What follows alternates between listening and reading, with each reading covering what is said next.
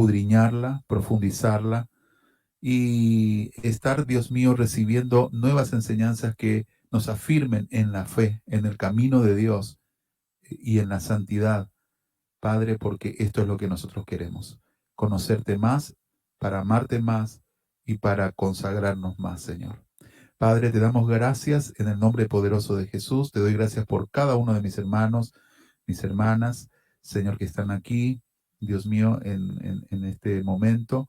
Señor, y también te doy gracias porque estás abriendo nuestros corazones para compartir tu palabra, Señor. Gracias, gracias por las inquietudes de los jóvenes y gracias por todo lo que estás haciendo, Señor, en nuestra congregación. Te damos gracias en el nombre poderoso de Jesús. Amén, Señor. Amén. Gloria a Dios. Gloria a Dios. Bueno, venimos entonces en esta serie y vamos a ir ya en esta última charla, en esta última clase que vamos a tener prácticamente acerca de la predestinación, cómo fue tomado y cómo es la predestinación, el tema de la predestinación, que por allí algunos ni siquiera conocen esta palabra, algunos cristianos ni siquiera han oído ni la tienen en cuenta, pero que sin embargo ha generado muchísimo debate dentro de la iglesia y hay muchísimos estudios, muchísimas cosas. Y nosotros hemos estado hablando acerca de cada una de las posturas y hoy vamos a hablar acerca de cómo la predestinación influyó o influye o es entendida en cada uno de los aspectos, ¿sí? Porque al hablar de predestinación estamos hablando directamente salvación, de salvación. Entonces, ¿cómo es tenida este tema o cómo fue evolucionando ya después de lo que hemos visto, ¿sí? Hasta llegar ahora a nuestra situación. Entonces, ya vamos a la última parte y vamos ¿sí? A la Filmina, creo que para 18. A ver.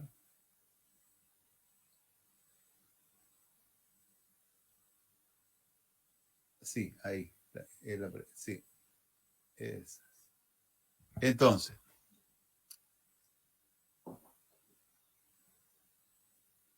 no, sería la próxima. Nosotros habíamos visto ya la gracia previniente, habíamos visto la gracia, todo relacionado a la gracia preveniente, y entonces habíamos entrado aquí en la última charla y comenzamos a hablar de un pariente mío, se llamaba Luis de Molina, que va a introducirnos directamente para poder comenzar a pensar, ¿sí? De una manera. Recuerden, estamos en el siglo XV, en plena Edad Media, donde se desarrollaron dos teorías durante los años 1500 hasta el año 1600.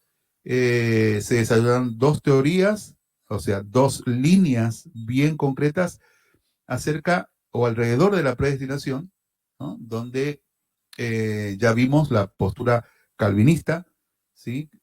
Donde nos habla acerca de la situación del hombre y cómo es la gracia, ya habíamos hablado de la gracia irresistible, habíamos hablado de la depravación total del hombre, de la gracia irresistible, en fin, de los 5 postulados, ¿sí? Hasta llegar a la perseverancia de los santos, de cómo esto determinó o dio como resultado lo que conocemos como el determinismo, o sea, la idea de que ya todo está escrito y el que se salva es porque ya se tenía que salvar y el que se pierde es porque ya se tenía que perder y no hay modo de dar vuelta a esto. A esto viene luego entonces Arminio, donde nos habla acerca de que no te vayas, hasta ahí más, ahí más. Nos habla acerca de que, bueno, no es que todo esté determinado, no es que haya los que están salvados por un lado y los que están perdidos por el otro lado y no hay forma de cambiarlo, sino que nos habla Arminio acerca de algo interesante, acerca de la libertad de elección, es decir, del libre albedrío. Y funda toda su teología en que el hombre es capaz de escoger, ¿sí? Y de escoger un camino, ¿ok? Aunque también reconoce de que, si bien es cierto, el hombre es capaz de escoger un camino, es capaz de escoger no escuchar a Dios, pero no es capaz de escoger salvarse. Es decir, yo no me salvo porque yo quiero, sino porque recibo la gracia de Dios y dentro de la gracia de Dios recibo la fe suficiente para salvarme. Bueno, ok, esto es en síntesis lo que hemos visto, pero quedaba algunas brechas, algunos agujeros allí en medio de las dos posiciones.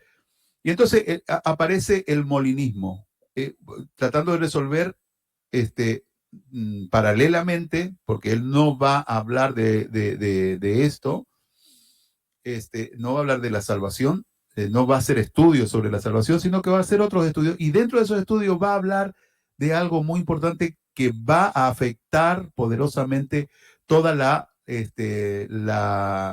situación o toda la enseñanza que se estaba dirigiendo, porque quiero decirles que desde que salió la teología calvinista, de que una vez salvo, uno es salvo para siempre y tal, desde que salió, era la única, ¿sí? Era la única teología. Luego salió Arminio, y bueno, entonces ya había iglesias que se inclinaban para un lado o se inclinaban para el otro.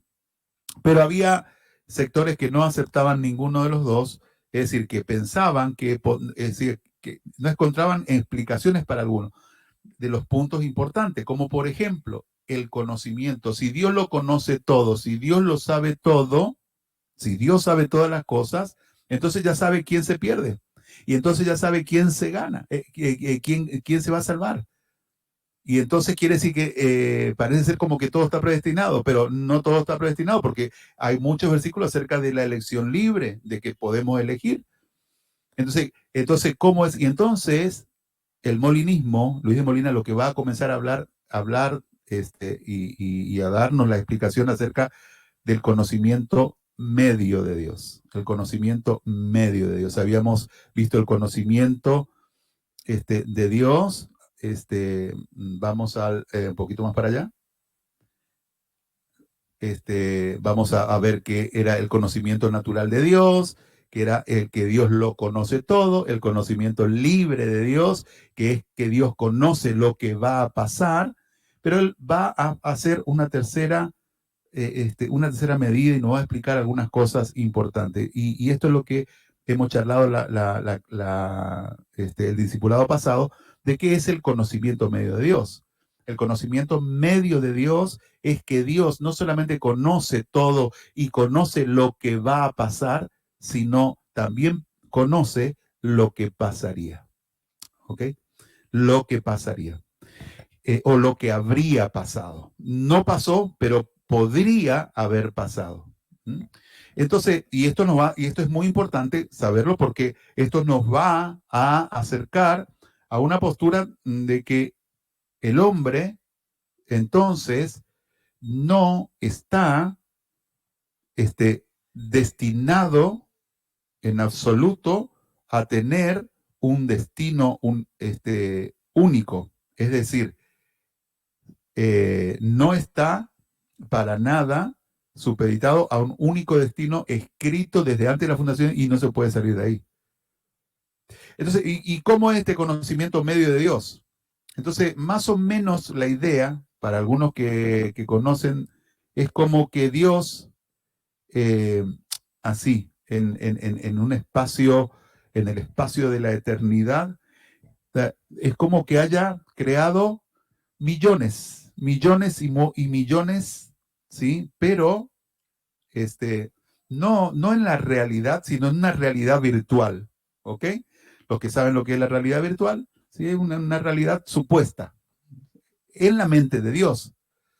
Y creó esos mundos, creó, ¿sí? Esto simplemente es digamos, un razonamiento para llegar a entender lo que es el conocimiento de Dios. Entonces, el conocimiento medio de Dios es que Dios en su mente creó todos los mundos posibles, todos los mundos, los planetas, tierras posibles en su mente, ¿ok? Y cada uno tiene una característica especial y completamente diferente al otro. Y un fin completamente diferente uno del otro.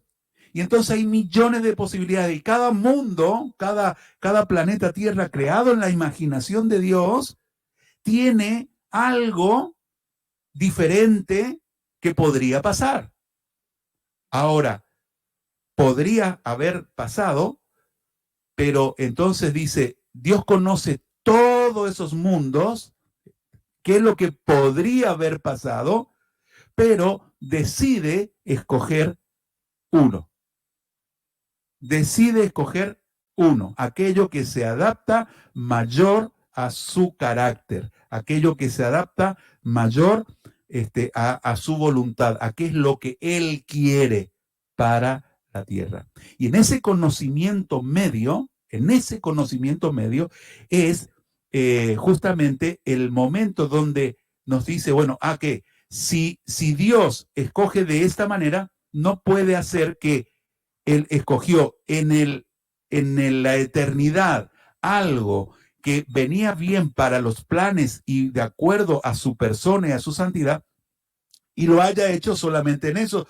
Esta historia tiene que continuar en la vida, en el desarrollo de la vida normal y natural. O sea, que así como Dios pudo escoger el modelo de planeta, de mundo, ¿sí?, que creó para que en ese mundo todas las cosas se vayan produciendo de acuerdo al fruto que Él quiere obtener de todo, también reconoce allí o sigue operando de la misma manera este conocimiento o esta determinación de entregarle al hombre la posibilidad de salirse de una situación de determinismo. Es decir, salirte de aquella, por ejemplo, de aquella condenación a la cual supuestamente estaba destinado, o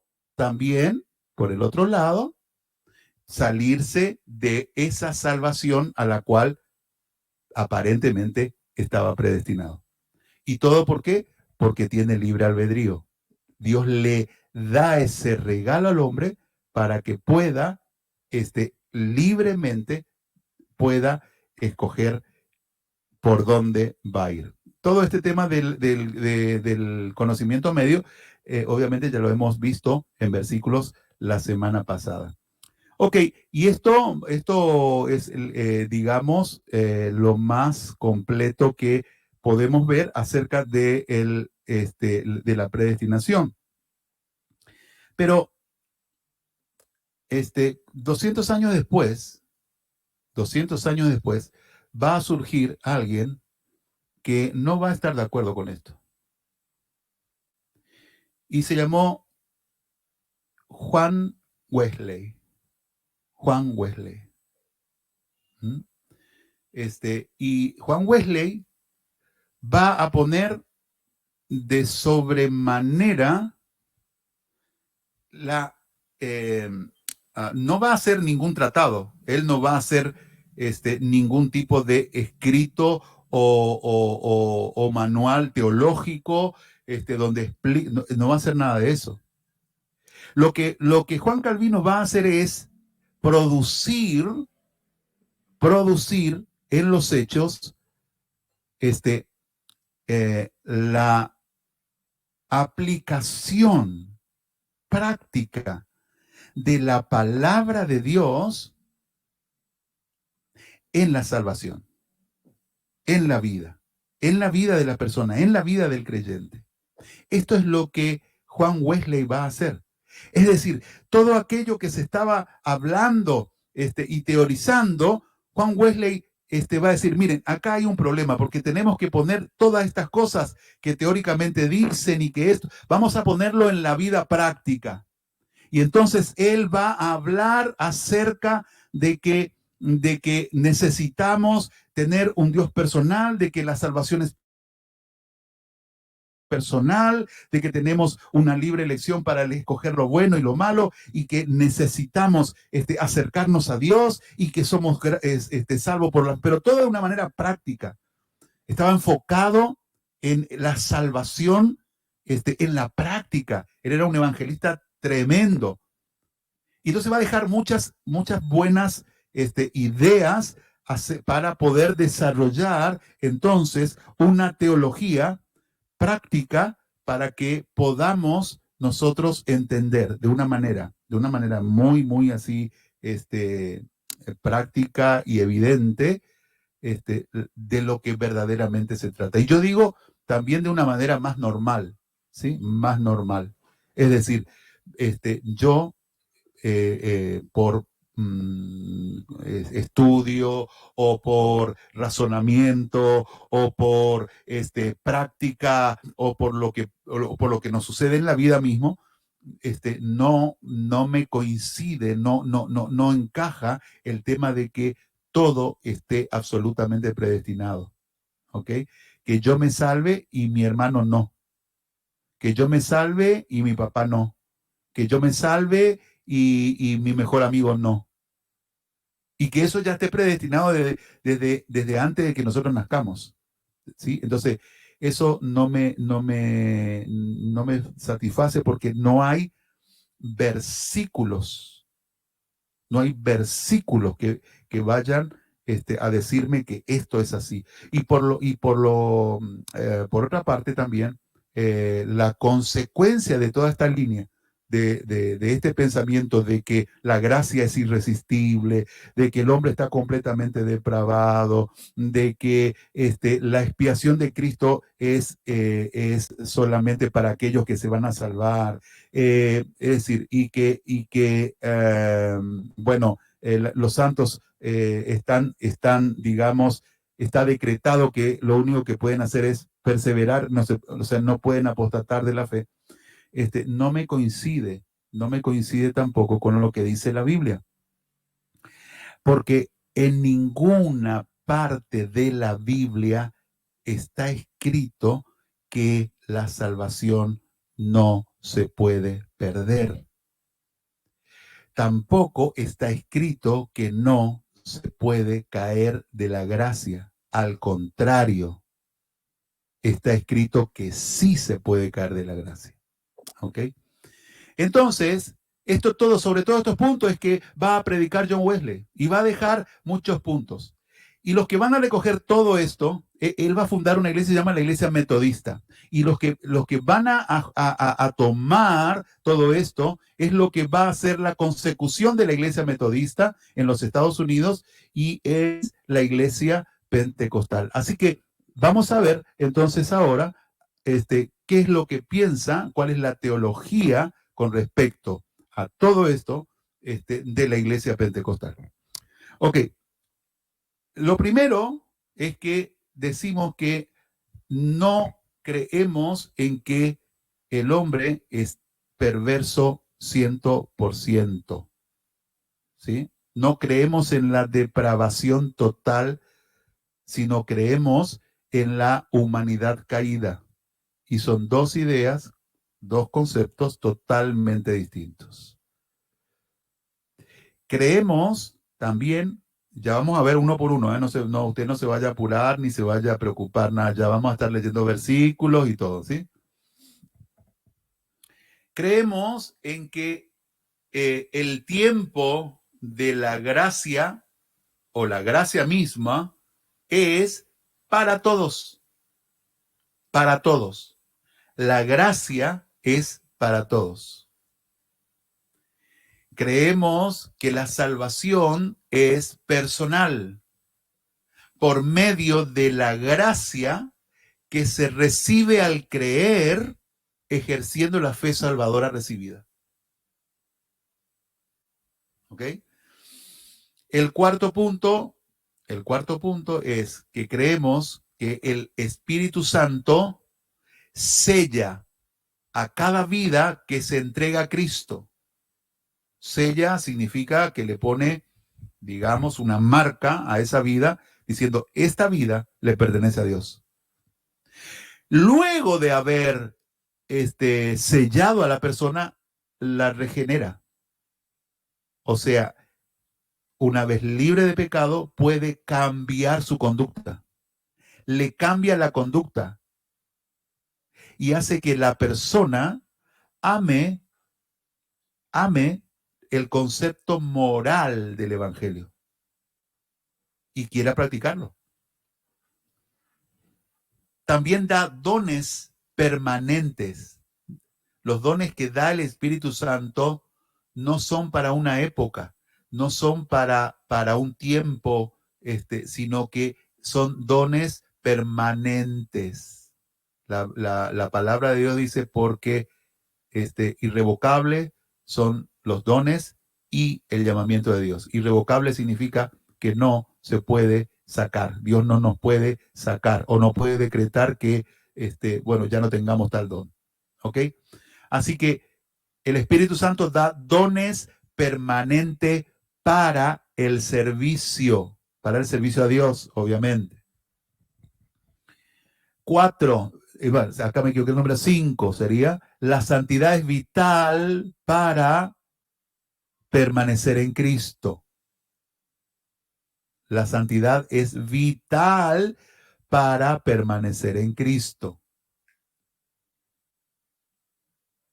Y sexto, la apostasía, ¿sí?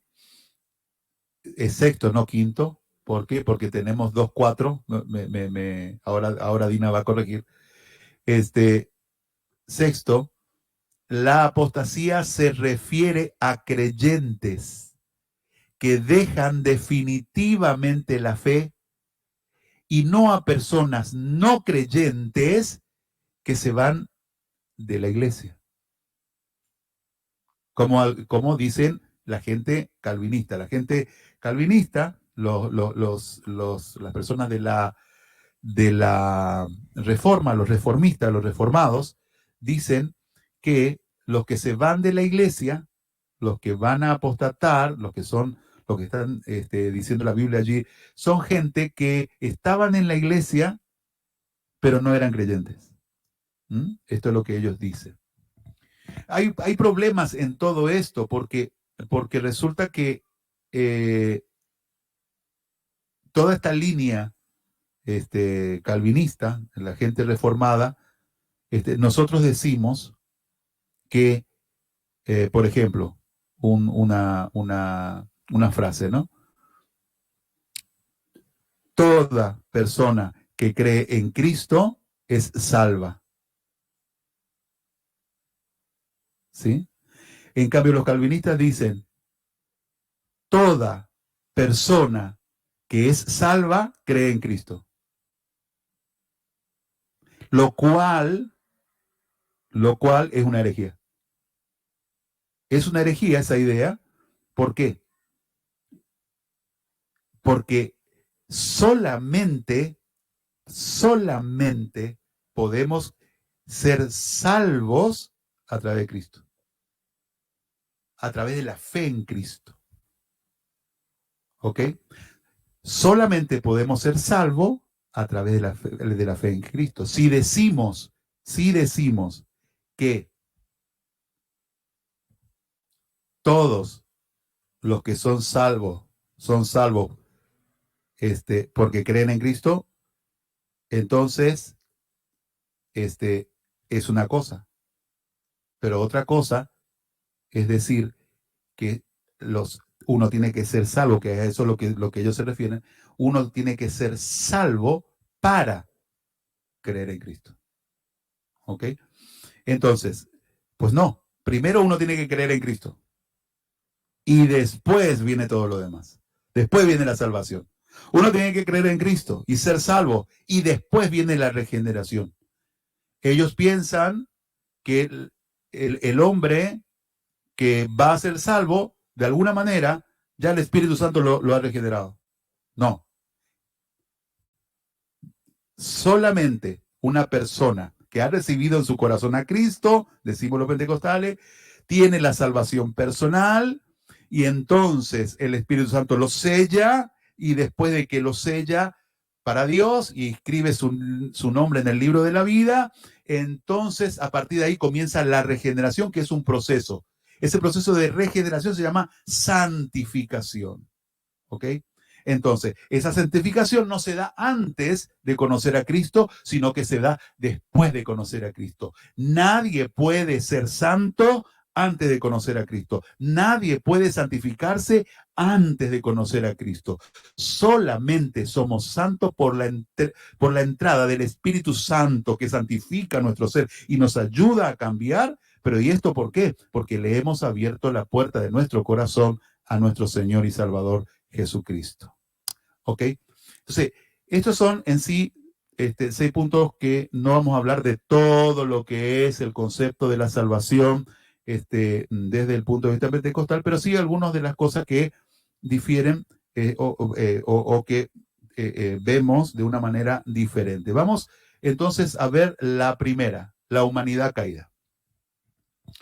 El concepto de depravación total, el concepto de depravación total estaba en las dos teorías, o sea, en la teoría de Calvino, pero también estaba en la otra teoría, en la otra teología, ¿sí? Pero nosotros decimos que no creemos que el hombre esté completamente depravado. ¿Por qué? Y bueno, porque en realidad hay hombres, como hablamos en alguna de las clases, hay hombres que son buenos o menos malos. Hay hombres que no hacen todas las cantidades de cosas que hacen muchos con sus maldades, ¿sí? No son, digamos así, completamente malos. No, no son santos, no están salvos, no se están consagrando a Dios. Pero vamos a tener varias ocasiones en la palabra de Dios donde nos habla de personas que no eran salvos, pero sin embargo, la persona era temerosa de Dios y dice la Biblia que oraba. Por ejemplo, Simón dice que era ¿cómo se dice? Un centurión. Y dice que era un hombre temeroso de Dios y que hacía obras de beneficencia en base a ese temor, ¿no? Y dice, y oraba a Dios, y oraba a Dios. Pero no era salvo, no creía en Cristo, no había entregado todavía su corazón hasta que le predicaron el Evangelio. ¿Ok? Entonces, miren esto. Hay personas así afuera. Y no podemos decir que ese hombre esté completamente depravado. Entonces nosotros decimos que sí tiene una humanidad caída. Y decimos, el hombre es heredero del pecado edénico. ¿Mm? Como tendencia o inclinación a permanecer, o inclinación permanente a pecar. Otra vez repito, el hombre es heredero del pecado edénico. ¿Cuál es el pecado edénico? El que viene por Adán y Eva. ¿Ok? Y eso, ¿en qué influye en nuestra vida? Pues trae en nosotros una tendencia permanente tendencia o inclinación a pecar. Vamos a ver algunos versículos. A ver, vamos a hacer así. Vamos a repartirnos la tarea. Y vamos a ver. Vamos a darle allí a los Romana y Reuter, le vamos a dar que uno de los dos lea Génesis 2.7. A ver, a Sandra le vamos a dar Génesis 3.17. A Sarita le vamos a dar Eclesiastés 7:29. A Iván le vamos a dar Isaías 53:6. A Mariluz le vamos a dar Romanos, vamos a darle Primera de Corintios 15:22. A la pastora vamos a darle Romanos 5:12 y 18 al 21. ¿Ok? Y vamos a darle a la familia Moreira, Segunda de Corintios 11:3. ¿Ok? Bien, comencemos. El primero. Génesis 2:7. Sí. Entonces Jehová Dios formó al hombre del polvo de la tierra y sopló en su nariz aliento de vida, y fue el hombre un ser viviente. Amén. Génesis 3:17. Y al hombre dijo, por cuanto espera, Sandra, porque sí. O está mal el versículo, o para un poquito.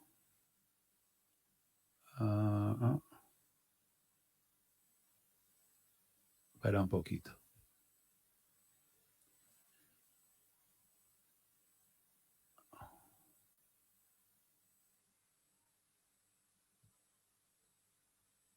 Sí, no era eso. A ver, perdón, no es 7, pongan allí, no es 7, es 17. 13, no, el 2:17. 2:17. ¿El 2:17 lo leo entonces? Sí, por favor. Mas del árbol de la ciencia del bien y del mal no comerás, porque el día que comieras ciertamente morirás. Amén. El siguiente, ahora sí, Sandra. Dice entonces Génesis 3:17. Y al hombre dijo, por cuanto obedeciste a la voz de tu mujer y comiste del árbol de que te mandé, diciendo, no comerás de él, maldita será la tierra por tu causa, con dolor comerás de ella todos los días de tu vida. Amén. Gloria a Dios. Vamos entonces a Eclesiastés 7:29. Iván.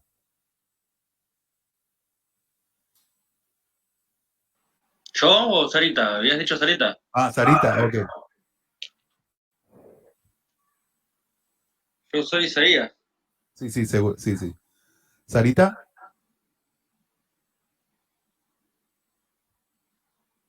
¿Está Sarita? Parece que no me escucha. Ya, a ver. Ahí está. He aquí solamente esto he hallado, que Dios hizo el hombre recto, pero ellos buscaron muchas perversiones. Amén. Ya. Gloria a Dios. Ahora sí, Iván. Todos nosotros nos descarriamos como ovejas, cada cual se apartó por su camino, mas Jehová cargó en él el pecado de todos nosotros. Amén. Pastora, Romanos entonces.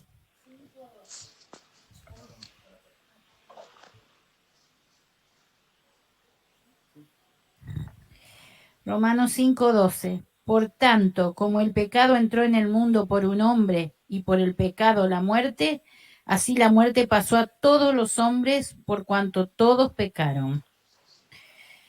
El 18 dice, así que, como por la transgresión de uno vino la condenación a todos los hombres, de la misma manera por la justicia de uno vino a todos los hombres la justificación de vida. Porque así como por la desobediencia de un hombre los muchos fueron constituidos pecadores, así también por la obediencia de uno los muchos serán constituidos justos.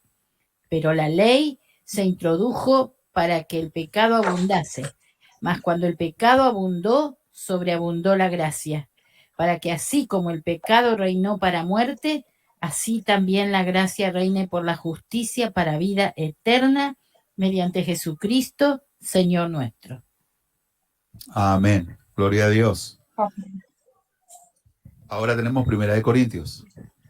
Porque así como en Adán todos mueren, también en Cristo todos serán vivificados. Amén. A ver.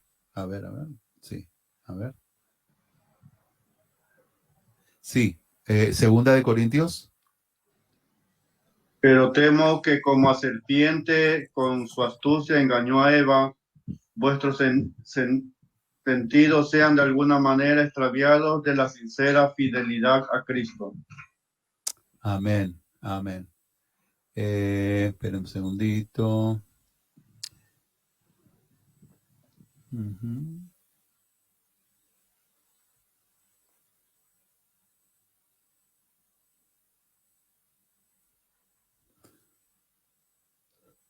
Ok, entonces, en todos estos versículos, ¿sí? En todos estos versículos se nos habla acerca de que el hombre fue creado en rectitud, pero cayó en el huerto del Edén, y Romanos en forma muy especial y muy específica nos dice que del pecado de Adán se transfirió el pecado, ¿sí? Desciende el pecado a todos los hombres, es lo que dice. ¿Puedes repetir, por favor, el 5:12? Pero con micrófono, gracias. Sí. Dice, por tanto, como el pecado entró en el mundo por un hombre, y por el pecado la muerte, así la muerte pasó a todos los hombres, por cuanto todos pecaron. Amén. Entonces, el hombre recibe este pecado. Esto tuvo muchas discusiones porque había un hombre que se llamaba Pelagio. Los que están estudiando la historia de la iglesia ya van a ver, si es que no vieron todavía. Y este hombre Pelagio, que tenía muchas cosas buenas en su teología, él no creía en absoluto de que el hombre podía heredar el pecado de Adán y Eva, y lo discutió, y eso era lo que establecía él en su doctrina, y es lo que mucha gente de su tiempo creyó.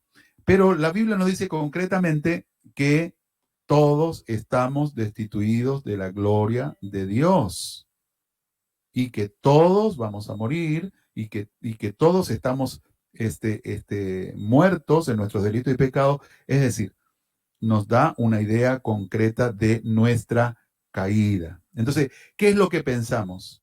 Particularmente, yo no creo que todos los hombres sean absoluta y completamente malos, pero sí creo que todos los hechos del hombre, todas las áreas del hombre, sí están afectados por el pecado. Ok, que ya lo vamos a ver. Ok, pero aquí vimos que el hombre es heredero del pecado edénico. ¿Sí? El primero que pecó. Y escuché a varias gente así también, calvinista, que me dice, ¿y cómo sabes vos que el hombre, que Adán y Eva salieron del huerto del Edén y ya no tenían hijos? ¿Sí? Porque hay una teoría que dice así, y escucha esto porque esto es relativo.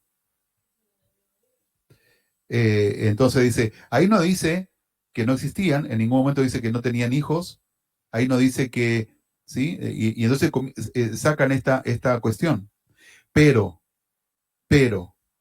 si vamos a tomar en cuenta, entonces, la cuestión de la depravación total, es que Dios, cuando cae Adán y Eva en el Edén, ¿cuál es la respuesta final de Dios? ¿Qué es lo último que hace Dios antes de sacarlos del Edén? ¿Se acuerdan? ¿Alguien sabe? Los viste. Y después se hace un mini juicio y les avisa lo que va a pasar. No. Primero le hace el juicio y después, ya a última hora, antes de sacarlo para afuera, ¿sí? Porque hacía frío. Mata un cordero y ahí les hace el vestido. No dice si es de cordero. Podemos pensar que podía haber sido cordero como prefiguración del cordero que sería inmolado. ¿sí? Podríamos pensar, hay para pensar en eso. Pero digamos que sí. Entonces, pero habla de que los viste solamente a Adán y Eva. Y si hubiesen tenido hijos, tendría que haberlos vestido también a los hijos. Y eso no se menciona. Y ese de cubrirle la desnudez, que es lo primero, la primera consecuencia del pecado, es el identificar la desnudez como algo vergonzoso, ¿ok? Entonces, ellos comienzan a tener, digamos, una nueva visión que antes no tenían, que demuestra, o sea, como efecto, como una muestra contundente de que habían pecado. Entonces, esa ropa que le pone Dios, ese vestido que hace Dios de algún animal que haya matado, entonces representa la cobertura, porque claro, tuvo que haber matado por lo menos 2 animales, ¿no? Por lo menos, o más, ¿sí? Para poder vestirlos. Es el primer sacrificio tácito, no expreso, sino tácito, que encontramos en la Biblia. Y se produce ya en el huerto del Edén. ¿Ok? Entonces ya ahí hubo el primer derramamiento de sangre. Después va a salir en la ley, muchos siglos después, esta idea de que sin derramamiento de sangre no hay remisión de pecado. Y él dio el primer ejemplo allí en el huerto de Edén con el primer pecado. Tuvo que derramar sangre para perdonar el pecado, o por lo menos para darle una cobertura. ¿Sí? Y a eso es lo que después vamos a conocer en hebreo como capará. La capará. ¿Sí? Que es la cobertura. No quita el pecado, porque la sangre de los animales no puede quitar el pecado, pero sí le da la cobertura. ¿Ok? Bien. Entonces tenemos estos versículos y muchos más, pero por ahora lo dejamos ahí. Y vamos al segundo. Entonces, el hombre es heredero de pecado edénico, lo sabemos, y eso nos trae la tendencia o inclinación permanente al pecado. Segundo, o sea, B, la caída tuvo consecuencias visibles. La caída tuvo consecuencias visibles, ¿ok? Y no es como dicen algunos teólogos que se van de onda. Y, por ejemplo, dicen que Satanás ya no es más lindo y ahora es feo y es asqueroso y tiene cola y cuerno y todo eso porque pecó y se desfiguró. No. Y que antes el hombre tenía una aureola mágica y era hermoso y ahora somos cada vez más feos porque pecamos cada vez más. ¿Sí? No. Hay otras consecuencias. No digo que no haya gente más linda o gente menos linda, sí, pero, bueno, ustedes saben, bueno, pero las consecuencias visibles del pecado son otras, y vamos a verlo. Efesios 4:18. A ver, ¿quién no leyó todavía? A ver, ¿quién no leyó todavía? A ver, Cecilia, vamos a Cecilia con Efesios 4:18 y vamos con Elena, primera de Timoteo 4:2 y vamos con la pastora otra vez con Romanos 1:21 y 8:7. A la pastora le vamos a dar Romanos. Cecilia, Efesios 4:18.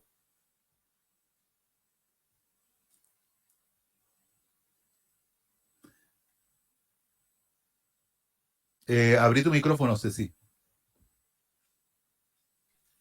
Ok. Teniendo el entendimiento entenebrecido, ajeno de la vida de Dios por la ignorancia que ellos hay, por la dureza de su corazón. Amén. Gloria a Dios. Vamos a primera de Timoteo 4:2. Primera Timoteo. ¿Se me escucha? Sí. Sí.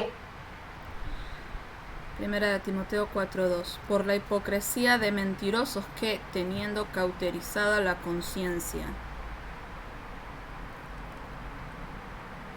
Ok. Romanos. Romanos 1:21. Pues habiendo conocido a Dios, no le glorificaron como a Dios ni le dieron gracias, sino que se envanecieron en sus razonamientos y su necio corazón fue entenebrecido. Y después tenemos el 8:7. 8:7 dice, por cuanto los designios de la carne son enemistad contra Dios, porque no se sujetan a la ley de Dios, ni tampoco pueden. Es decir, la consecuencia visible de la caída del ser humano es esta, que no puede hacerle caso a Dios. No le puede hacer caso a Dios. No quiere, no le importa, pero tampoco puede. ¿Y por qué no puede? Porque no tiene capacidad en sí mismo. ¿Y por qué no tiene capacidad en sí mismo? Pues porque está caído. Tiene condición de caído. No es que esté completamente depravado. Eventualmente se va a depravar cada vez más. A medida que vayan pasando los siglos, se va depravando más y más y más. Pero hay sociedades que nos habla, el mismo Señor Jesucristo nos habla acerca de grandes sociedades que pecaron porque el pecado llegó hasta el cielo. Entonces, por ejemplo, tenemos el caso de todas las tribus que habitaban aquí donde nosotros estamos en Israel. Todas las tribus que estaban aquí, la orden de Dios a Israel era matarlos todos y no dejar a nadie con vida, porque la maldad de ellos había llegado hasta los cielos. Esta fue la orden. Por eso tenían que matar a todas las tribus. No lo hicieron, no cumplieron con la orden, pero esto era el motivo. ¿Ok? Entonces, la caída tuvo como consecuencia visible la imposibilidad de vivir de acuerdo a los estándares de Dios, a vivir una vida ordenada y de acuerdo a la santidad y el carácter de Dios. Esta es, digamos, la consecuencia visible. La consecuencia visible ni siquiera es la muerte física. La consecuencia física es simplemente, digamos, un paso más adelante. Una de las cosas más. En una de las versiones dice, no sé si tu versión de 3:17, para un poquito, de Génesis 3:17, para un poco. No sé si notaste esto, que dice, y el hombre le dijo, por cuanto obedeciste la voz de tu mujer y comiste del árbol que te mandé diciendo, no comerás de él, maldita será la tierra por tu causa, con dolor comerás de ella todos los días de tu vida. Es el 18, espino y cardos te producirá. Y escuchen esto, y comerás planta del campo. Y comerás plantas del campo.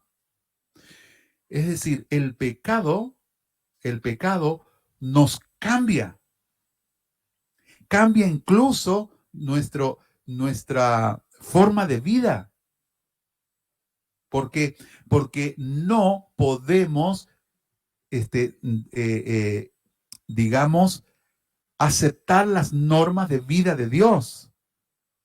Y si no aceptamos las normas de vida de Dios, es que estamos condenados al fracaso. Bien. ¿Hasta aquí hay alguna pregunta? ¿No? ¿Está todo bien? Ok. Recuerden pararme y preguntar. El tercer punto dice, el hombre no está completamente depravado, sino que todas las áreas del hombre están bajo el poder del pecado y a merced de la influencia del diablo. No es que el hombre ya esté depravado, completa y absolutamente. ¿Sí?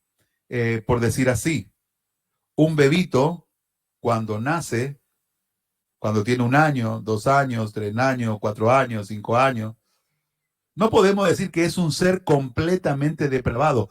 No es una persona salva todavía, pero tampoco es una persona completamente depravada, a tal punto que los pentecostales decimos que ellos heredan el reino de los cielos. O sea, un niño que fallece es un niño que va al cielo. Por eso nosotros no bautizamos niños, sino hasta la entrada de la conciencia, donde ellos pecan ya voluntariamente. Cada uno ya peca voluntariamente cuando ya tiene uso de razón. Y entonces, bueno, a partir de allí sí, que en este momento lo estamos haciendo a partir de los 12, 11, 12 años, ya podemos comenzar a bautizar, porque sabemos que muchos de ellos están pecando ya de una manera que corresponde a una depravación que necesita arrepentimiento y necesita bautismo. Así que, bueno, ok, entonces, pero no es que está completamente depravado. Como dijimos varias veces, hay personas que no son creyentes, pero son tan buenos que uno dice, lo único que le falta a es venir a la iglesia. Lo único que le falta a esta persona es bautizarse. Es tan bueno, es tan sincero, y cree a su manera, cree en Dios. Y busca a Dios de alguna manera. En las religiones, incluso en el catolicismo y en muchas otras, hay personas sinceras que buscan sinceramente a Dios en doctrinas equivocadas, en enseñanzas equivocadas. Pero hay personas que tienen un corazón todavía no totalmente depravado. Entonces, nosotros no creemos en la depravación total, sino creemos en una humanidad caída. Y en esa humanidad caída, el hombre tiene todas las áreas de su vida, ahí sí, completamente bajo el poder de pecado y a merced o la influencia del diablo. Vamos a leer algunos versículos para darnos cuenta de esto, y vamos a comenzar. Vamos a comenzar otra vez por la lista nuestra y vamos a ir a Román y le vamos a dar a Román y a Ivana el versículo de Mateo 12, 33 al 35. Le vamos a dar a Sarita Mateo 12, 39. Vamos a dar a ¿quién está aquí? ¿Quién está? Sandra es la que está aquí, parece. Sí, Sandra. Sí, Jorge, acaba de llegar Raúl y le voy a hacer una comidita, pero les Ok. estoy escuchando, ¿sí? Ok. Seguimos nosotros entonces. Vamos entonces con Iván. Entonces, Mateo 12, 43 al 45.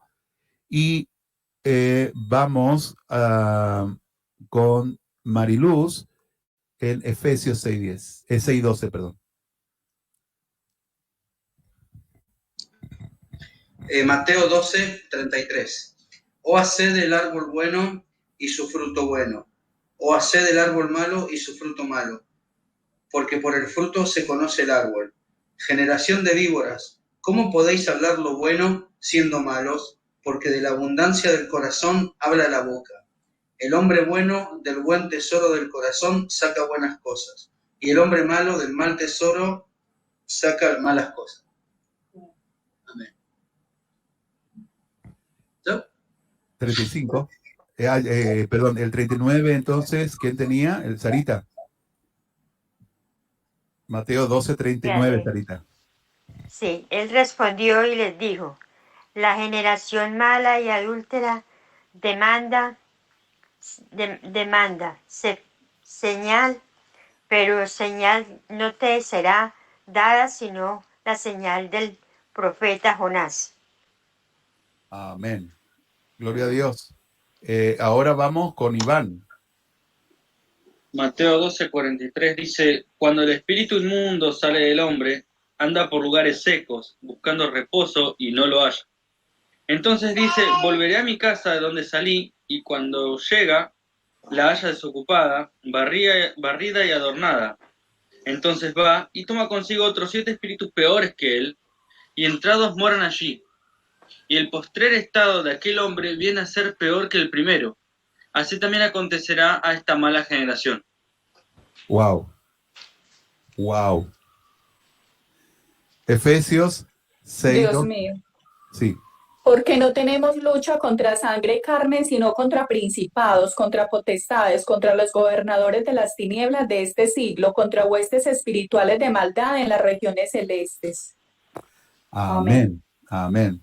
Entonces, vemos aquí, Jesús nos dice, allí en el Evangelio de Mateo que nos leyó Román, nos dice que hay gente que tiene un buen corazón y que de lo bueno que tiene en su corazón saca cosas buenas. Hay gente que tiene cosas malas en su corazón y que de las cosas malas de su corazón saca cosas malas. No se puede sacar de un mal corazón cosas buenas, ni de un buen corazón cosas malas. Ahora, claro, miren que está hablando de un hombre, no está hablando de un creyente, no está hablando de una condición salvífica, no está hablando a los salvos, no está hablando a los que ya se salvaban, está hablando del hombre en general. Entonces lo que Jesús está diciendo ahí es que hay hombres que tienen el corazón bueno y hay hombres que ya se fueron pervirtiendo mucho, ¿sí? Y tienen el corazón muy malo, ¿ok?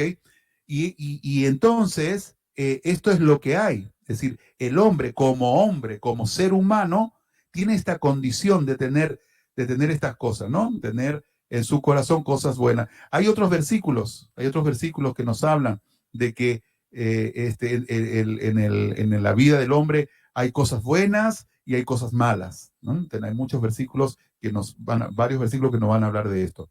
Pero no vamos a invertir mucho en eso. Lo que sí es que queremos ver esto. Y entonces después el Señor sigue la enseñanza y nos dice en el versículo 39, nos habla de una generación perversa. Fíjese, ahí está hablando de una depravación. Pero al cual el mismo Señor le dice que van a recibir una señal. Y la señal va a ser de la resurrección. ¿Ok? O sea que a través de la resurrección es probable que la predicación de la resurrección sea lo más importante en este momento para el pueblo de Israel. Porque dice el Señor, esta es la señal que le vamos a dar a esta generación, o sea, al pueblo de Israel. Ok, entonces, está hablando también de una relativa, de una relativa depravación ya más profunda, ¿no? Ahora, tenemos los versículos 43 al 45 que nos hablan acerca de un demonio que estaba dentro de una persona y se va de esa casa y dice que esa casa de pronto estaba barrida, limpia, vuelve y lo encuentra así, wow, qué linda casa, se va y busca a 7 espíritus peores que él y viene y dice, bueno, vamos a vivir en mi casa, les invito, compañeros, vamos a hacer lío, vamos a hacer fiesta, sí, y entonces dice que el estado postrer de ese hombre va a ser peor que el primero, pero lo importante es ver que eso mismo dice así, dice, ¿cómo termina el versículo 45?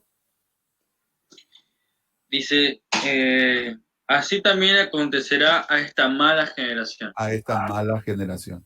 Ahí vemos entonces que el Señor Jesucristo nos está diciendo, miren que hay influencia diabólica, ¿sí? Que tiene una aparente libertad para influenciar directamente no solamente a una persona, sino a las sociedades para corromperla. ¿Ok? Ok, entonces, y Efesios 6:12, que nos habla, entonces, otra vez, de cómo la influencia diabólica, la influencia demoníaca, lucha contra los creyentes. Entonces, cuando hay una oposición, cuando hay algo que un hombre o una persona viene contra los hijos de Dios, contra la iglesia del Señor, nosotros muchos decimos, bueno, este no es esta persona, sino es alguna entidad, algún espíritu inmundo que está influenciando. A lo mejor la persona no, porque hay que diferenciar entre influencia y que la persona esté endemoniada, ¿sí? Una persona puede ser influencia diabólica, es decir, ¿se acuerdan? No quise poner más, pero ¿recuerdan cuando Jesús anunció su muerte y Pedro le contesta y le dice, Señor, que no te acontezca esto? ¿Y qué le dice Pedro? Perdón, ¿qué le dice Jesús a Pedro? Apártate de mí, Satanás. Ok, entonces esto nos da una clave para entender que hay personas que incluso sin saberlo, porque Pedro no dice en ningún momento que él tenía conciencia de eso, sin saberlo, son instrumentos del diablo, usados por el diablo para apartar las vidas de Dios. Así que mucho cuidado, tenés que estar siempre atento, porque nos dice esto la palabra de Dios. Efesios 6:12 dice, no tenemos lucha contra las personas, pero las personas pueden ser influenciadas y usadas por algún demonio para entorpecerme, o sea, entorpecer mi vida con respecto a mi vida en Cristo, o incluso influenciarme para que yo abandone el camino del Señor. ¿Ok? Por eso Jesús le dice, apártate de mí, Satanás. No es que estaba endemoniado Pedro, pero sí estaba siendo instrumento del diablo para tentar a Jesús a no hacer a no cumplir su ministerio para lo cual vino a la tierra. ¿Ok? Entonces, a tener muy en cuenta eso, porque muchas veces nosotros pensamos que no, que es un buen amigo, una buena amiga, que tiene un consejo, y que bueno, y que esto, y que lo otro, pero lentamente su compañía comienza a perjudicar nuestra fe, comienza a hacernos pensar como pensábamos antes de conocer a Cristo, comienza a incentivar prácticas, forma de vida, estilo de vida que llevábamos antes sin conocer a Cristo, o para que no hagamos las cosas que tenemos que hacer ahora que conocemos a Cristo y que sabemos que tenemos que servirle. Así que es necesario, mis amados hermanos, que estemos muy pendientes de esto. Y en esto pueden ser cualquier persona. Imagínense, estamos hablando de Pedro, el discípulo, el papa, ¿sí? El primer papa, Pedro. ¿Ok? Imagínense. Pedro, el hombre que Dios le dio la llave del reino. Pedro, aquel que dijo, Señor, tú eres el Cristo, el Hijo del Dios viviente. Pedro, al que Jesús le respondió, bienaventurado eres Pedro, porque esto no te lo reveló carne ni sangre.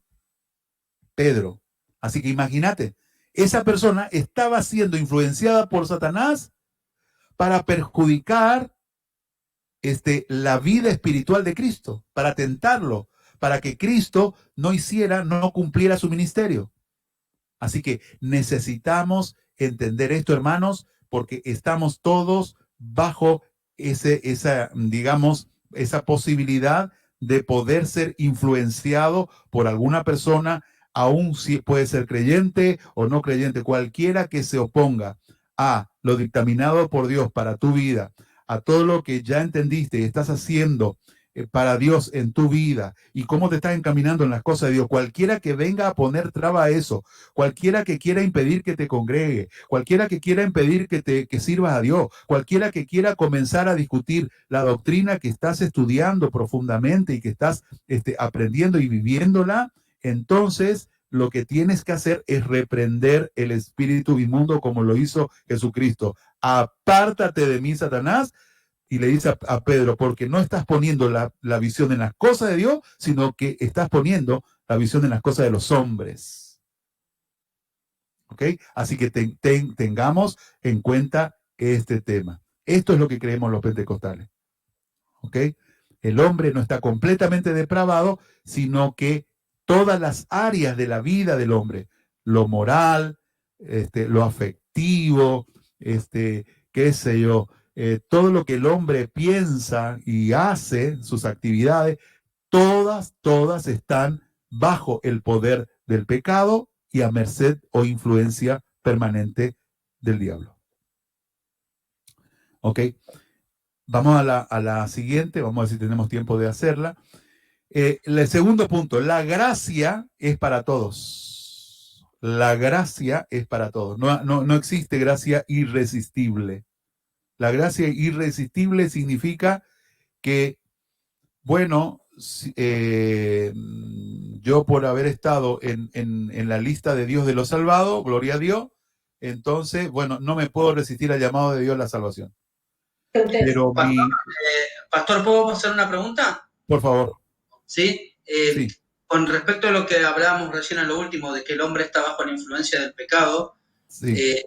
O sea, esto pasa, por ejemplo, ya desde Adán, porque el hombre nace con pecado, ¿no es cierto? Exacto. Ahora, cuando Dios no interfiere, para no interferir en el hombre, porque Dios podría interferir y salvarnos a todos, pero no lo hace porque no lo quiere hacer. Como dice en Job, ¿no es cierto? Que hay una charla entre Satanás y Dios, que cuando Satanás va y lo tienta a Job a dejar el camino de Dios. Ahora, o sea, esto pasa desde Adán hasta Jesús. Y a partir de Jesús, ¿en qué cambió esa forma de Dios de vernos a nosotros? ¿Cambió en algo o sigue siendo igual? Digamos, ¿el tema de interferir por nosotros o seguimos, digamos, desde Adán hasta hoy seguimos igualmente influenciados por el pecado? Buena pregunta, buen punto. Necesitamos ver esto. Pablo estuvo después de Jesús. Y él escribe, por cuanto todos pecaron y no estaban, sino dice, están destituidos de la gloria de Dios. O sea, la obra expiatoria de Cristo es para todos los seres humanos, pero eso no significa que se active para todos los seres humanos. Se activa, está a favor de todos los seres humanos. Cualquier ser humano puede acogerse a esa obra expiatoria de Cristo, pero solo se activa cuando el ser humano le abre el corazón a Dios. Entonces le recibe a Cristo en su corazón y entonces el Señor dice, corta con todo el pecado. O dice, somos libres del pecado. Me gusta la expresión que dice, el que está en Cristo, no todos los hombres, el que está en Cristo, nueva criatura es. Y acá viene un toque para todos los que predican la nueva teología de la prosperidad. En la nueva teología de la prosperidad se habla de maldición generacional. Es una mentira más grande que un planeta. No existe maldición generacional. No hay respaldo bíblico para la maldición generacional. Es el pecado que se transmite de generación en generación, pero no hay una maldición generacional. Y si hubiera alguna maldición generacional, mire dónde quedó. Dice la palabra de Dios, escuche,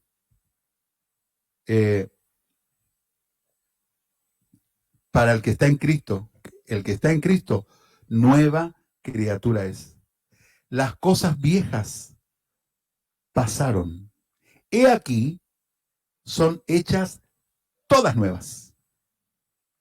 Esto destruye completamente la idea de la teología de la prosperidad que predica acerca de maldiciones generacionales.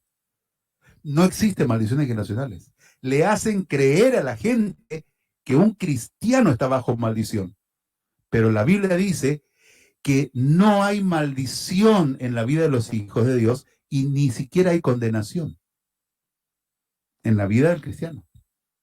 ¿Por qué? Porque todas las viejas obras y todo lo que podía haber venido como maldición, si es que pudiera haber, no hay respaldo para maldición generacional. Es que no hay respaldo bíblico para maldición generacional, respaldo bíblico serio, porque versículos podemos sacar de acá y de allá y de aquí y de más allá. Y con esta, escuchen bien, y con esta idea de maldiciones generacionales, tienen atada emocionalmente a cientos de miles de personas y las manipulan completamente, porque cada persona tenemos mal que mal recuerdos de cosas que vimos hacer a nuestros padres o que sufrimos con nuestros padres, con nuestros abuelos.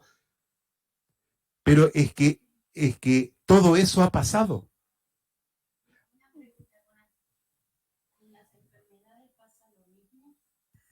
O sea, a veces tenemos enfermedades que tuvieron nuestros padres. ¿Es exactamente lo mismo?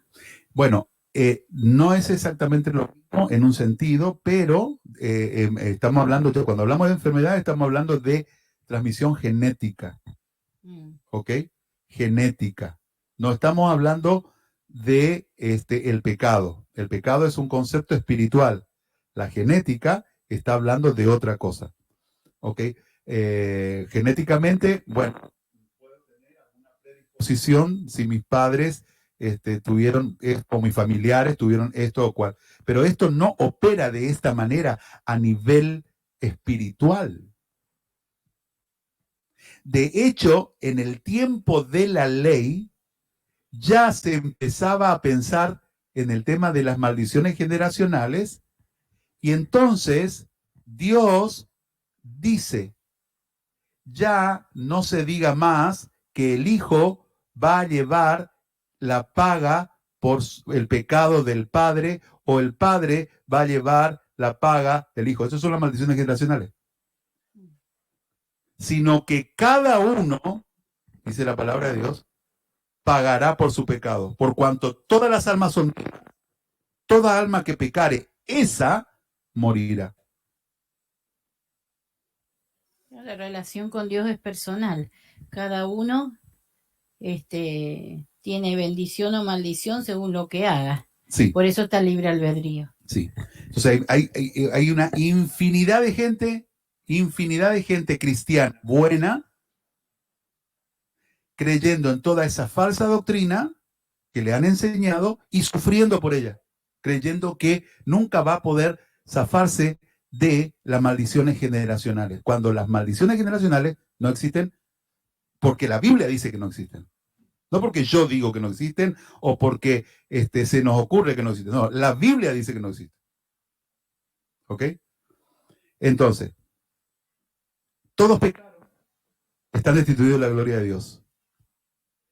Así nos ve Dios. Todos pecamos y estamos destituidos de la gloria de Dios. Después de Cristo. O sea, la historia del hombre, ¿en qué cambia?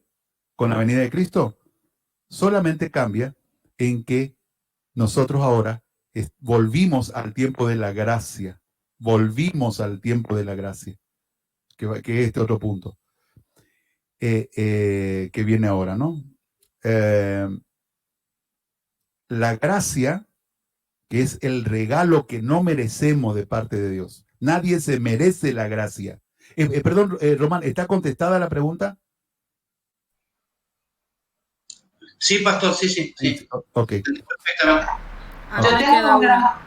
Yo tengo una. A ver. Cuando le preguntan los discípulos a Jesús, ¿quién pecó, o sus padres? O sea que había esa creencia de que los hijos llevaban el pecado de los padres. Sí, pero Jesús le dice, ni ni los padres, ni nada, sino para que el nombre de Dios sea glorificado. Ajá, o sea que no hay registro en la Biblia de las maldiciones generacionales. Hay registro de que se enseñaba. En la Biblia no se enseña, y Dios sale a decir ya en el Antiguo Testamento, ya no se va a volver a repetir y a seguir diciendo entre ustedes, el padre comió las uvas y al hijo le dio de entera. Sí. Amén. Y sigue diciendo, la palabra de Dios dice, el padre no pagará el pecado de su hijo, ni el hijo por el padre. Todas las almas son mías, el alma que pecare, esa morirá. Esa morirá, amén. Así que no hay base Pastor, mire, bíblica.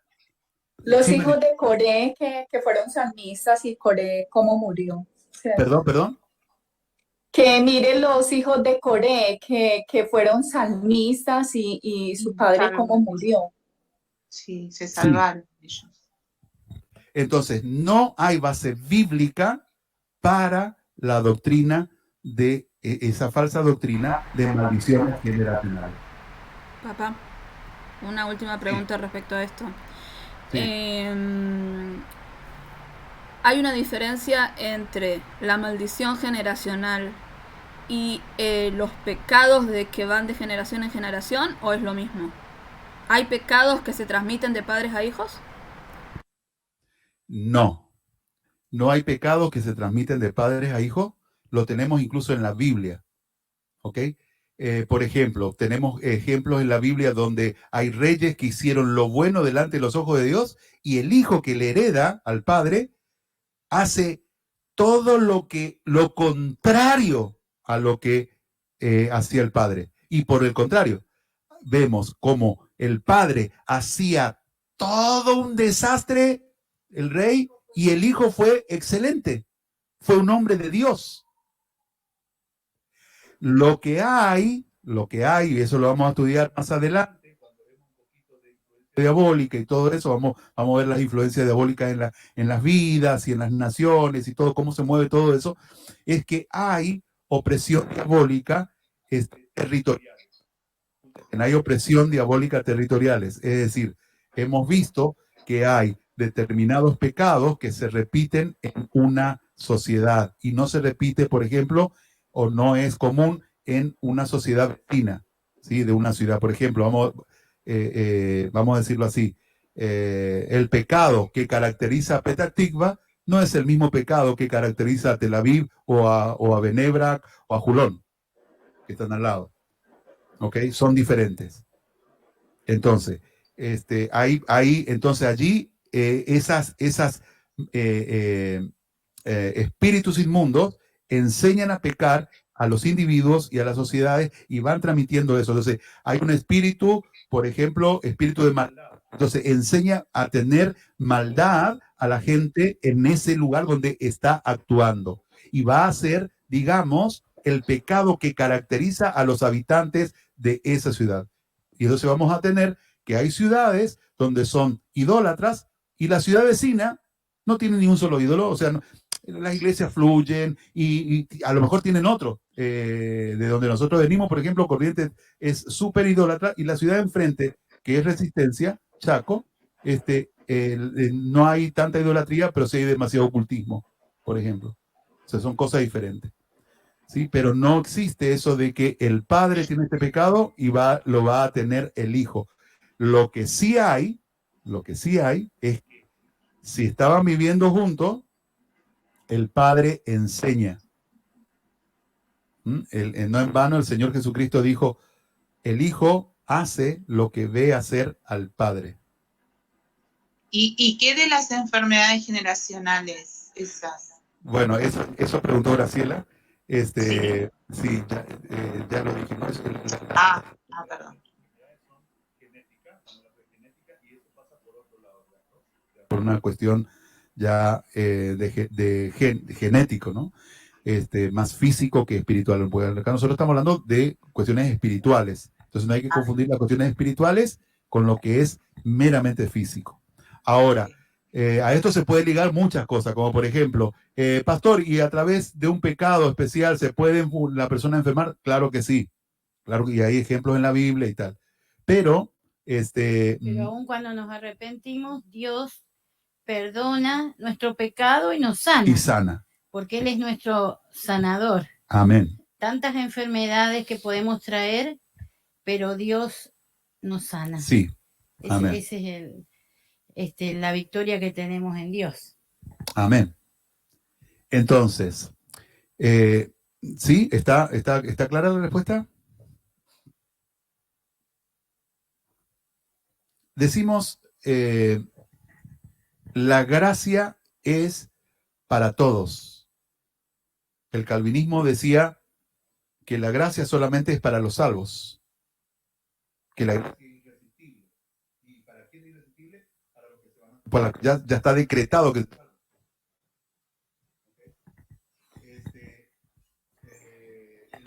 Tu micrófono no anda, papá.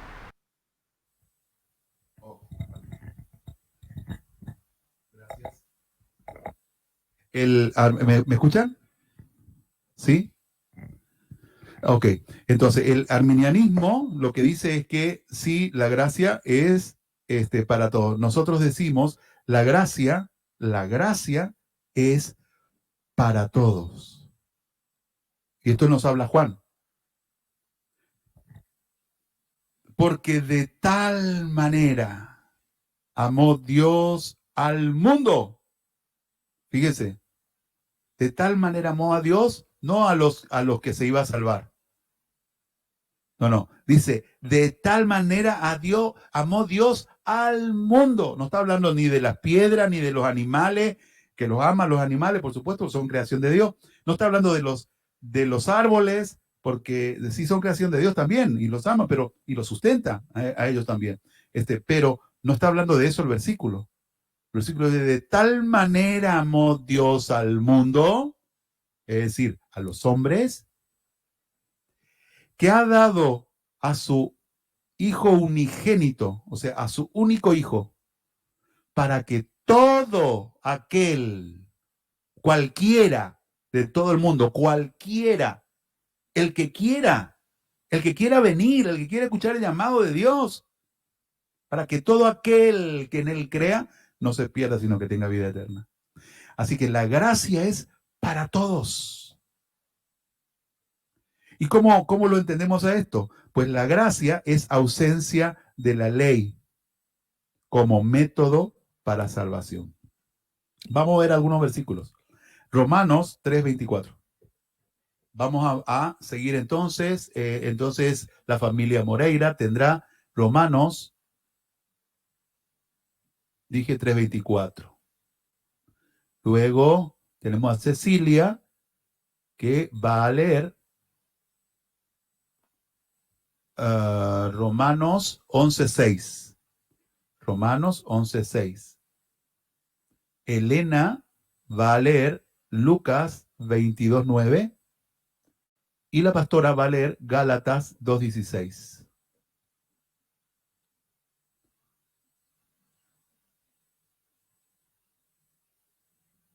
Sí, comenzamos entonces. Siendo justificados gratuitamente por su gracia mediante la redención que es en Cristo Jesús. Amén. Cecilia, abrí tu micrófono. Y si por gracia ya no es por obra, de otra manera la gracia ya no es de gracia. Y si por obra ya no es gracia, de otra manera la obra ya no es de obra. Amén. Y tenemos Lucas 22:9. Elena. Ellos dijeron, ¿dónde quieres que la preparemos? 22:9. No. Lucas 22:9. Lucas 22:9. Sí, es esa. A ver, pará. Ulay 19. Pará. ¿Qué dice? 22. Y tomó el pan y dio gracias y lo partió y les dio diciendo, este es mi cuerpo que por vosotros es dado. Eso es. Entonces, y tomó el pan y dio gracias y lo partió y les dio diciendo, esto es mi cuerpo que por vosotros es dado, haced esto en memoria de mí. ¿Qué 20? De igual manera, después que hubo cenado, tomó la copa, diciendo, esta copa es el nuevo pacto en mi sangre que por vosotros se derrama. Amén. Ok, Gálatas. Gálatas 2:16. Sabiendo que el hombre no es justificado por las obras de la ley, sino por la fe de Jesucristo, nosotros también hemos creído en Jesucristo para ser justificados por la fe de Cristo y no por las obras de la ley. Por cuanto por las obras de la ley nadie será justificado. Cuando la Biblia dice nadie o dice todo, ¿es todo o es nadie? O sea, por las obras de la ley, nadie será justificado. Nadie puede hacer cosas, observar mandamientos, o hacer sacrificio, o hacer lo que sea, para obtener la salvación. ¿Por qué? Porque la salvación viene por la fe en Cristo. Y esto es un regalo. Por eso es la gracia. ¿Cuál es el regalo? Jesucristo es el regalo. Es la sangre derramada en la cruz del Calvario. Es el regalo perfecto de Dios. No puede dar Dios un mejor regalo que Jesucristo crucificado. Disculpe, ¿qué texto leyó Cecilia? Cecilia leyó Lucas 22:9, ¿no? Sí. No, Romanos 11:6. Ah, no, Romanos 11:6. ¿Por qué? Romanos 11:6. Para anotarlo. Ok. Ah, Por último, ya, y terminamos, la gracia no es un periodo de tiempo, porque decimos el tiempo de la gracia, muchas veces se dice, el tiempo de la gracia. La gracia no es un periodo de tiempo. Estuvo la ley, digamos el tiempo de la ley, solemos decir mucho, y después tenemos el tiempo de la gracia. Pues no, el tiempo de la gracia no es un periodo de tiempo, sino que la ley fue dada por un periodo de tiempo. Es al revés. La ley fue dada por un periodo de tiempo. ¿Cuál fue ese tiempo? Desde Moisés hasta Jesús. Y listo, y se terminó. ¿Ok? Entonces, ya la ley ha terminado. Entonces ya no, ninguna observancia, ni lo que dice Levítico, y ni lo que dice, qué sé yo, números, ni lo que, nada de lo que dice allí, ni lo que observamos allí, ni como, qué sé yo, lo que algún judío por allí pueda explicar o decir, o no sé qué, algún iluminado, nos puede hablar acerca de que tenemos que hacer algo para ser un mejor cristiano o para ser realmente salvo en la palabra de Dios. Lo que nos salva a nosotros no es ni siquiera de que seamos buenos, no es ni siquiera de que seamos moralmente buenos, que no lo somos, sino es la sangre de Cristo. La fe en la sangre redentora de Cristo en la cruz. Eso es lo que nos salva. ¿Ok? Vamos a ver versículos, ¿sí? Le vamos a pedir a la pastora que lea Romanos 5:20 y el último versículo. A ver, ¿quién anda por aquí? Para un poquito. Le vamos a dar 5:20. a Sarita, acá no, hay un poquito más, sí.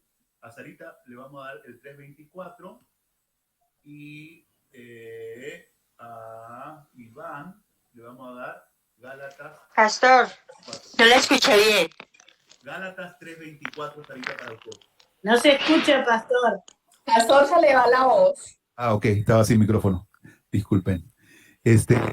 Romanos, entonces, 5:20 va a leer la pastora, Sarita va a leer Gálatas. No se le escucha. ¿Aló? ¿Me escuchan? Ahora sí. Sí. Sí. Entonces, la pastora va a leer Romanos 5:20, Sarita va a leer Gálatas 3:24 y Iván va a leer Gálatas 5:4.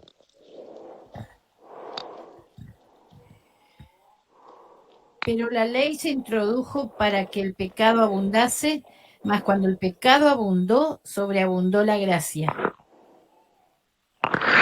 Venga,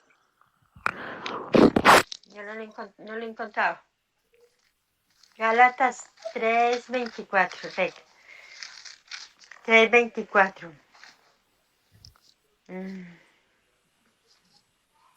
De manera que la ley ha sido nuestro,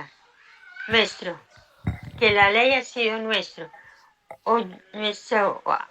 ayo para llevarnos a Cristo y a fin de que fuésemos justificados por la fe. Amén. Gálatas 5:4 dice, de Cristo os desligasteis, lo que por la ley os justificáis, de la gracia habéis caído. Oh, entonces ahí tenemos un versículo clave, ¿sí? Que nos habla de caer de la gracia. Uno de los motivos por el cual uno cae en la gracia. ¿Cómo? Tratando de observar la ley como cristiano. Y vemos mucho de eso. En este tiempo vemos muchos cristianos que se volvieron al judaísmo y han convertido las iglesias cristianas prácticamente en una sinagoga. Y nos dice, si ustedes hacen eso, entonces se cayeron de la gracia. Porque no hay justificación por medio de la ley. No hay justificación. Por lo tanto, todo lo que es el tema de procedimientos, todo lo que es el tema litúrgico de la ley, lo único que quedó en firme para nuestra santidad, lo único que quedó en firme es la ordenanza moral, es decir, los mandamientos, claro, lo tenemos como, no para salvarnos, sino para crecer en santidad, para consagrar nuestra vida. Para eso tenemos que observar los mandamientos, o sea, observar. Tenemos que tratar con la ayuda del Espíritu Santo de ir teniendo más y más de Cristo y parecernos cada día un poco más a Cristo. ¿Ok? Bien.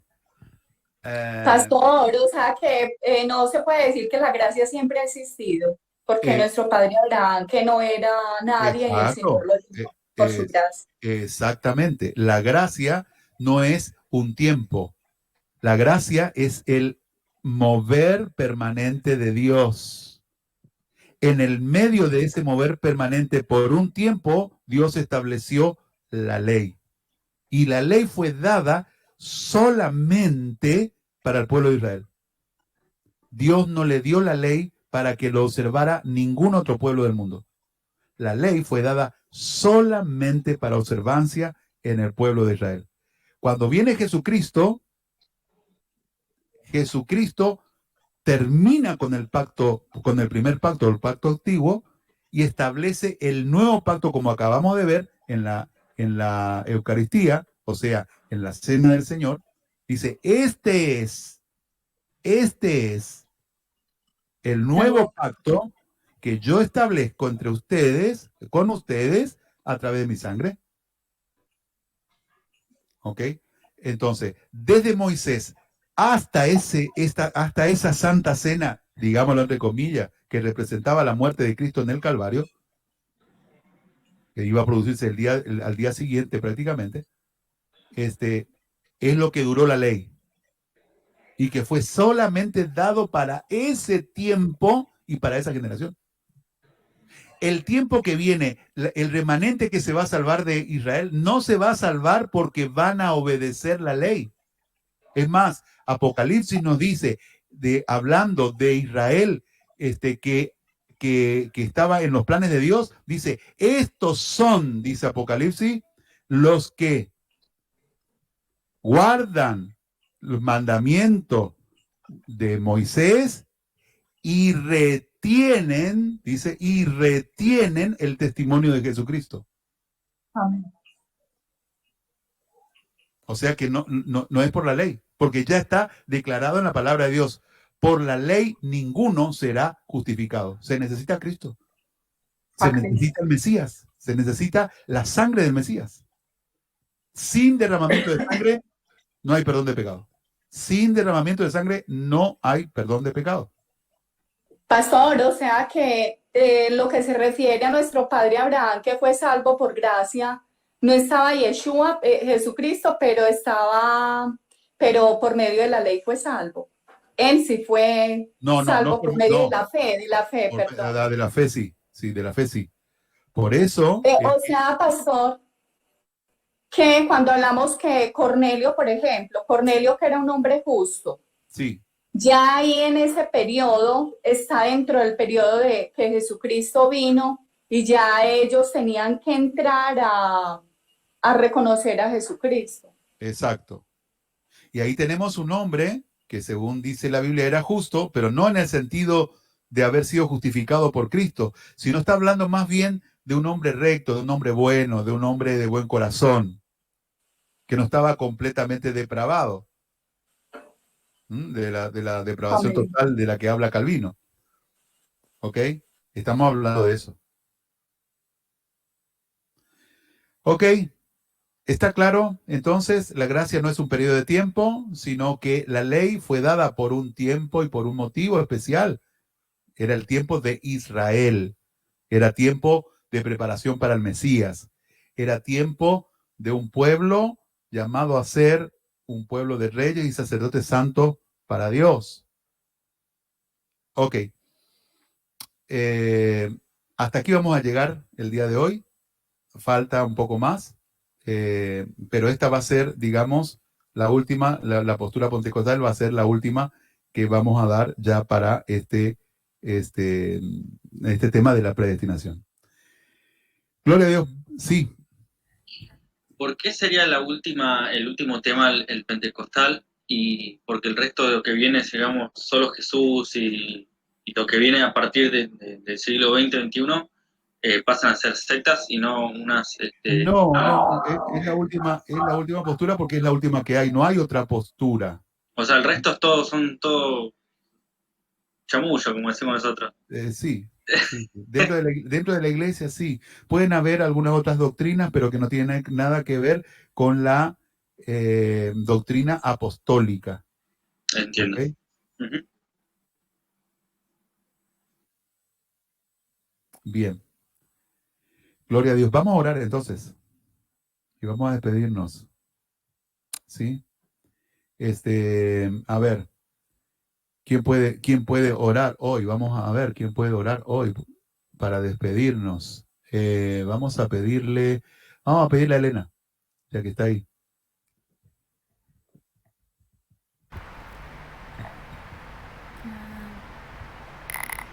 Dati. Padre Celestial, te damos gracias, Señor, porque tú estás con nosotros. Gracias, Señor, por todo lo que hemos aprendido en el día de hoy.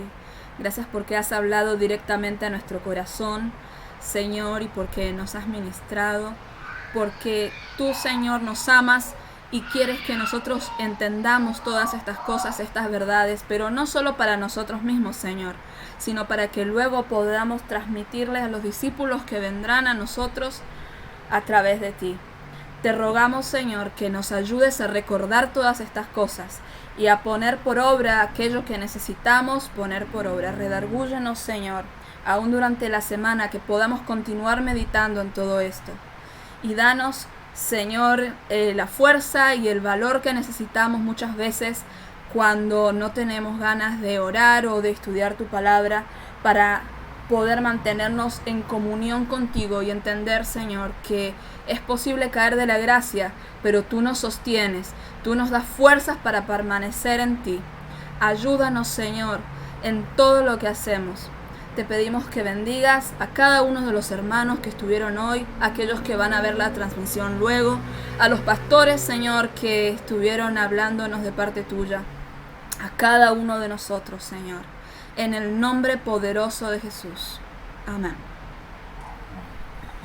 Gloria a Dios. Que el Señor les bendiga y seguimos adelante. Fuerza en la semana y bueno, estamos siempre en contacto. Bendiciones. Dios los bendiga. Que la bendiga. Chau, chau. Dios le bendiga. Buen